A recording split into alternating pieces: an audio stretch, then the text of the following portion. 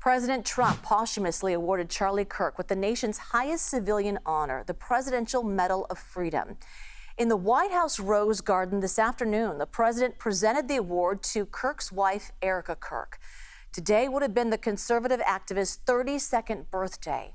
Kirk, who was a friend and political ally of President Trump, was assassinated last month during a speaking event at Utah Valley University. But now I can say with confidence, Mr. President, that you have given him the best birthday gift he could ever have. Thank you.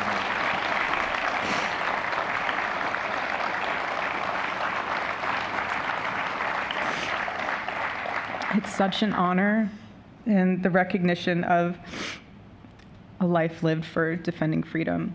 And that's what Charlie fought for until his last breath. Let's bring in Erika Cortellessa now, senior political correspondent of Time. Eric, you were there this afternoon with almost every prominent conservative figure there to pay tribute to Charlie Kirk. What was that like in that room?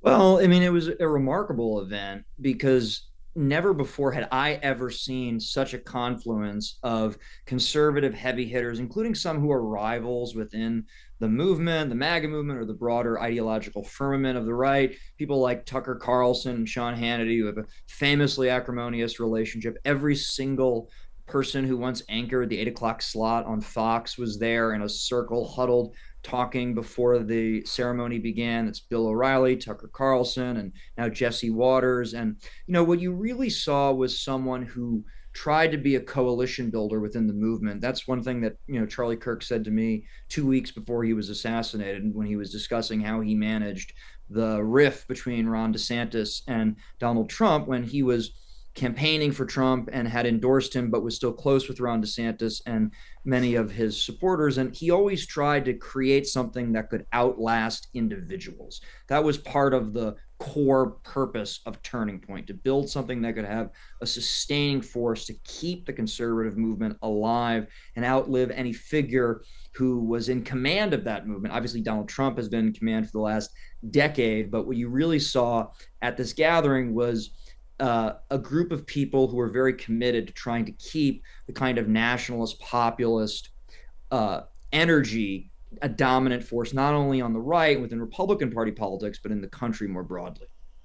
Kirk's wife, Erika, accepted that award on behalf of her husband today. She's also taking over at Turning Point USA and Kirk's conservative organization as we look ahead at midterms next year and even the White House up for grabs in 2028. What does the future of that organization look like?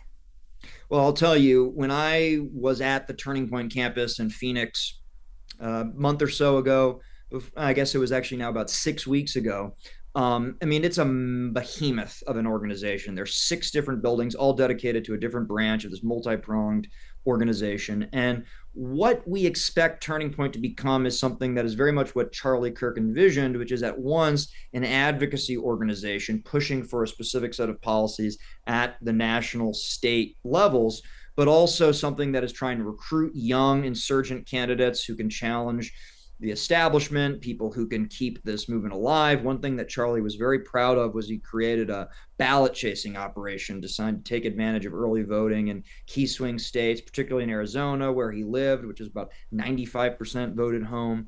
And they're really doubling down on that in the midterms. They're focusing on a lot of key races. I know that Charlie and Turning Point are very dedicated to helping Andy Biggs be elected the next governor of Arizona. That's one of their pet causes. And of course, Charlie was a big supporter of J.D. Vance. In fact, in my last interview with him, he said if J.D. Vance runs for president in 2028, he would be with him from the start, row one, day one, he said.